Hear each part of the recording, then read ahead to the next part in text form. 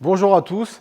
Tout d'abord, je voulais vous remercier car vous êtes plus de 80 000 à nous suivre sur différents réseaux sociaux comme Facebook, Instagram et également TikTok. Aujourd'hui, le but de la manœuvre, c'est de faire des vidéos un peu plus longues pour passer plus de temps à vous parler et vous présenter l'envers du décor d'une concession automobile, vous parler de voitures de sport et surtout de Porsche, car GT Classic Car, on a plus de 100 Porsche en stock et particulièrement la Porsche 911. On a aussi des Ferrari, Lamborghini et Maserati. Là, du coup, vous allez cliquer sur la vidéo car on a eu un problème récemment, donc un problème d'envergure, car on a racheté un véhicule gagé d'un montant de 150 000 euros et c'était une Porsche 992. Je vous en parlerai en fin de vidéo. Pour le moment, on a quand même des choses positives. On a eu 5 nouveautés. Venez les voir.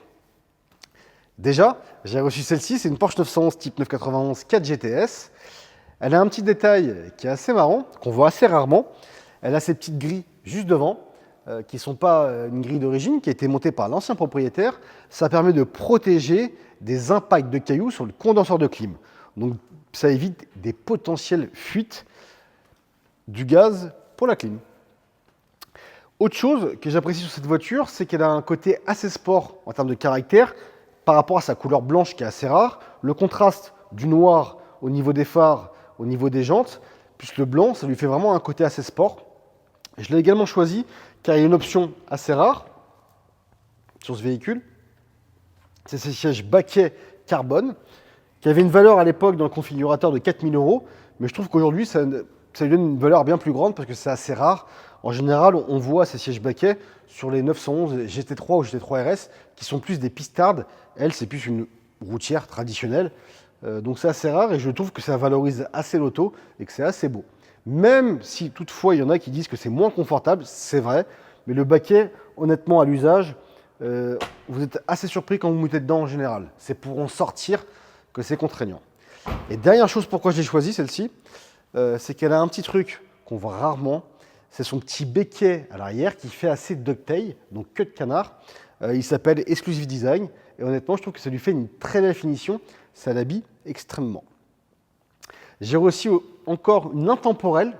Pour moi, je dis une intemporelle parce que c'est une Targa 4S. Donc cette belle 991 qui, honnêtement, pour moi, n'a pas de défaut. Gris quartz, jantes type sport, RS Spider. Vraiment une belle nouveauté qu'on a, surtout pour le printemps, assez agréable de faire des balades en Targa dans le printemps.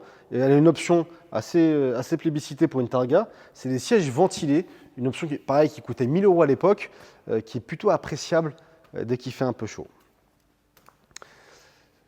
Je vais vous montrer cette Turbo S, donc une 992 Turbo S, qui n'est pas une nouveauté, qu'on a déjà reçue il y a un petit moment, mais qui est assez marrante parce qu'elle a le pack carbone extérieur.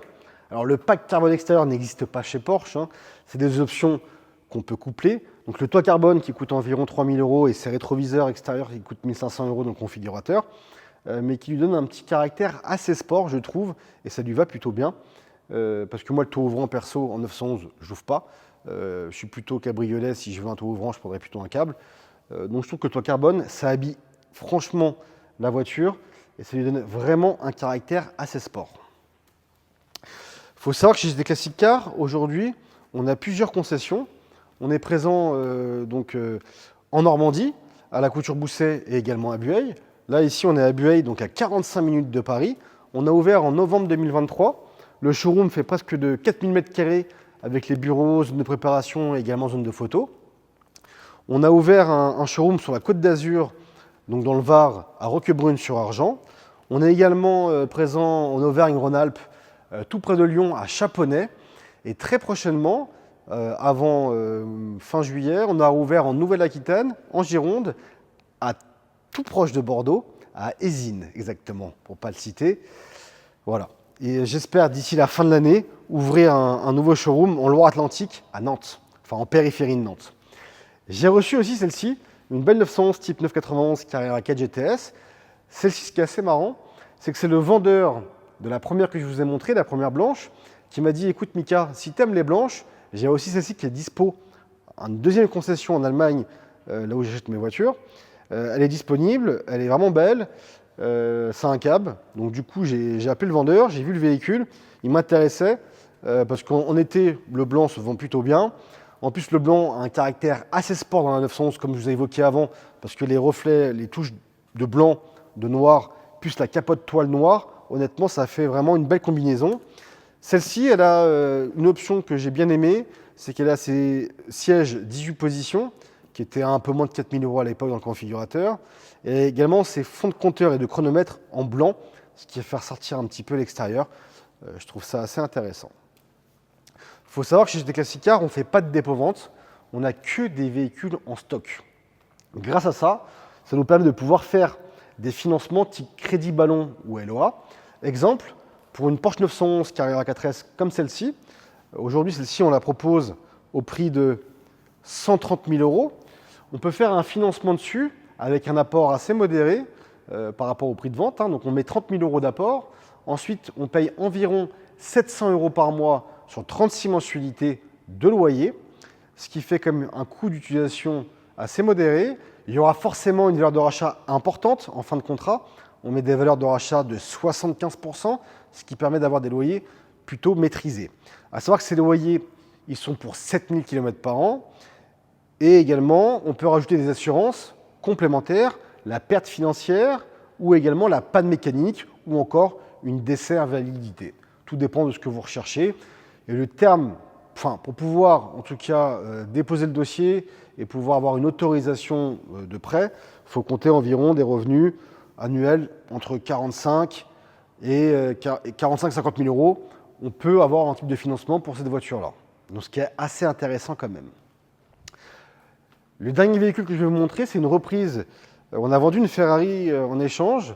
Donc on a pris une GT3 RS en phase 1. Alors ce n'est pas un véhicule qu'on fait énormément, on va en vendre une dizaine par an, parce que c'est des pistards, ce n'est pas des véhicules de loisirs, c'est vraiment de l'ultra loisir.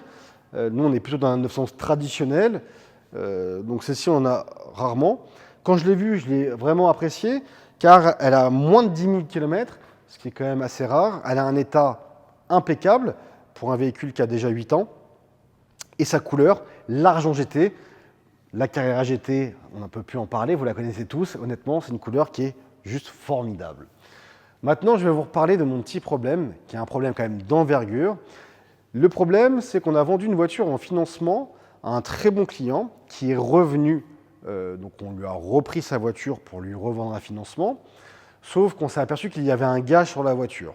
Alors bien entendu, ça arrive de temps à autre que le financeur met un gage sur le véhicule. Un gage, c'est quoi ? C'est que le propriétaire du véhicule ne peut pas vendre la voiture. Parce que quand on fait du crédit ballon, le crédit ballon, ce n'est pas la banque qui est propriétaire du véhicule, c'est vous, le titulaire, donc la carte grise est à son nom à lui. Donc la banque a mis un gage sur la voiture, donc il ne pouvait pas la vendre. Okay, donc moi, elle revient chez moi, le véhicule est gagé, donc je ne me pose pas trop de problèmes, parce que je sais que c'est la banque qui a émis le gage, car c'est la banque qui m'a dit avoir émis le gage. Du coup, on fait l'opération. Donc moi, je lui reprends sa voiture et je lui envoie une nouvelle voiture. Donc l'opération est conclue, il n'y a aucun souci. Moi, je paye le véhicule à la banque. La banque met un petit peu de temps pour pouvoir lever le gage. Passé 2 mois, je reçois l'information que le véhicule a été dégagé.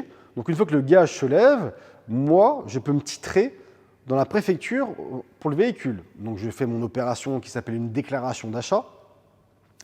Là, mon bureau me dit, bah non, il y a encore un gage, on ne peut pas se titrer.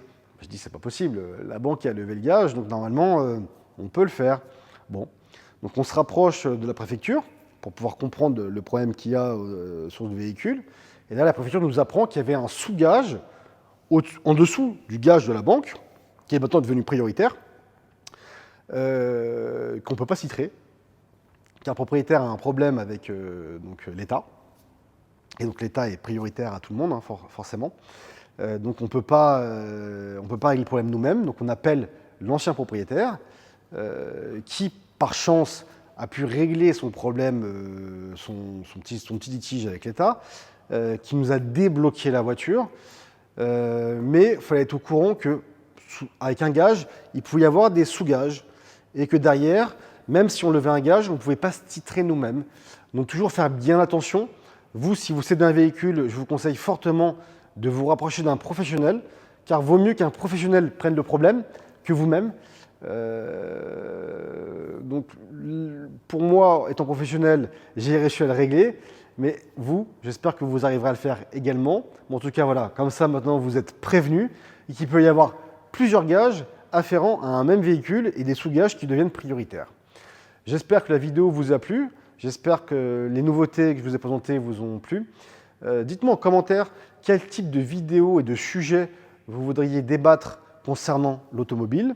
En attendant, abonnez-vous au compte GT Classic Car, activez la cloche pour voir la vidéo de la semaine prochaine. En attendant, je vous souhaite bonne fin de journée.